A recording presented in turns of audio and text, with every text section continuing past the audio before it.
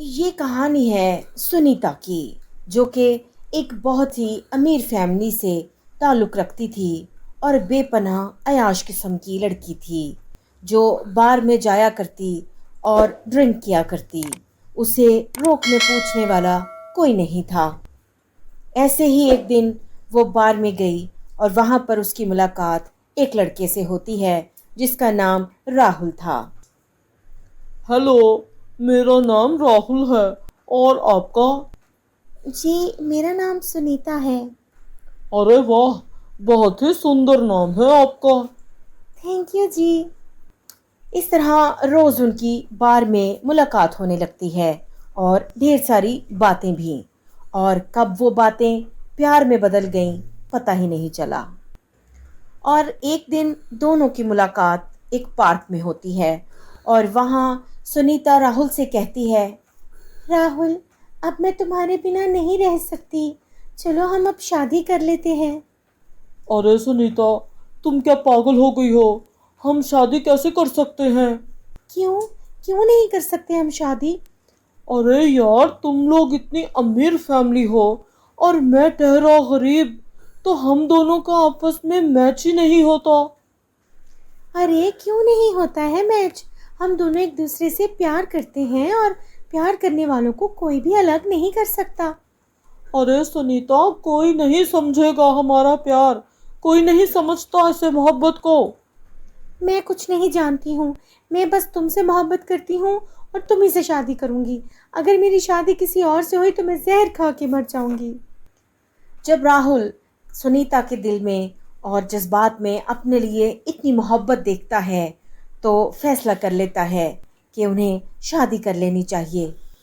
ठीक है सुनीता, तो ऐसा करते हैं, हम लोग कहीं भागकर यहाँ से बहुत दूर चले जाते हैं और फिर शादी कर लेते हैं।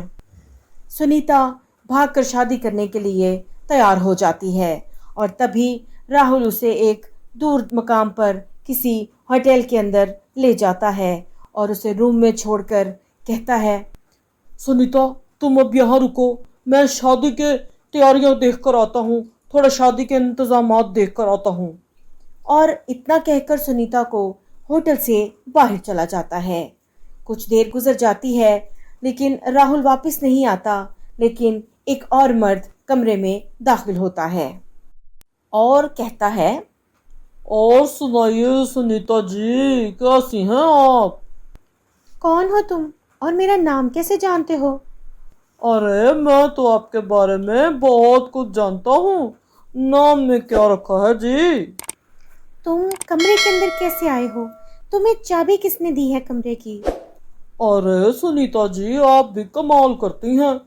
पूरे पैसे देकर आया हूँ, 1 लाख रुपया। फिर मिली है कमरे की चाबी। ऐसे थोड़ा ना मिल गई है मुझे। अब 1 लाख देख के आया हूँ तो वसूली तो लूंगा ना। ये बात जब सुनीता सुनती है तो उसके पैरों तले जमीन निकल जाती है। किसको दिए हैं तुमने 1 लाख? किसने लिया है तुमसे 1 लाख? क्या बकवास कर रहे हो तुम? अरे मैं बकवास कर रहा हूँ? राहुल ने पूरा 1 लाख रुपया लिया है मुझसे।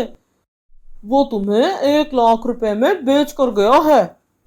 और राहुल का नाम सुनकर सुनीता को अपने कानों पर विश्वास नहीं होता। अब चल, नाटक करना बंद कर और मुझे खुश कर। देखिए, आपको कोई गलतफहमी हुई है। मेरा राहुल ऐसा नहीं कर सकता। देख, तेरा राहुल क्या कर सकता है क्या नहीं कर सकता, मुझे इससे कोई मतलब नहीं है। मैंने 1 लाख रुपया दिया है। मैं बस इतना जानता हूँ कि तू आज रात मुझे खुश करेगी, बस। 1 लाख कोई थोड़ा नहीं होता, ये बहुत ज्यादा दिया है मैंने तेरे लिए। और इतना कहकर वो आदमी सुनीता के साथ ज़बरदस्ती करना शुरू कर देता है। सुनीता बहुत हार पैर मारती है। उससे अपने आप को बचाने के लिए काफ़ी गिड़गिड़ाती है उसके सामने, बहुत रोती है। लेकिन वो कहाँ छोड़ने वाला था।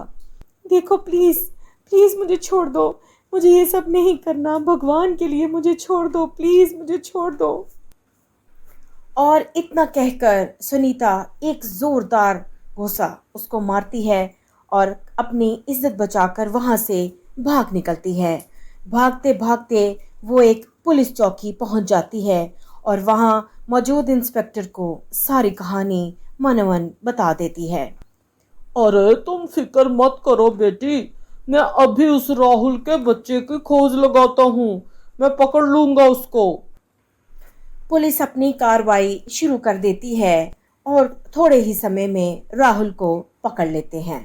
पुलिस वाला राहुल की पिटाई करता है और उसे पूछता है, क्यों बे राहुल, तेरी प्रेमिका ने इतना तुझ पर विश्वास किया, अपना घर माता पिता सब छोड़ दिया तेरे लिए, और तूने उसका ही सौदा कर दिया। बहुत चढ़ चढ़ी है रे तेरे को। तेरे जैसा घटिया इंसान तो मैंने आज तक नहीं देखा। तुझे ऐसी सजा दिलाऊंगा कि जिंदगी में कभी किसी की बेटी पर ऐसी नजर नहीं डालेगा तू। और उसको पकड़कर जेल में डाल दिया जाता है, क्योंकि अपने किए की सजा तो अब राहुल को भुगतनी ही थी।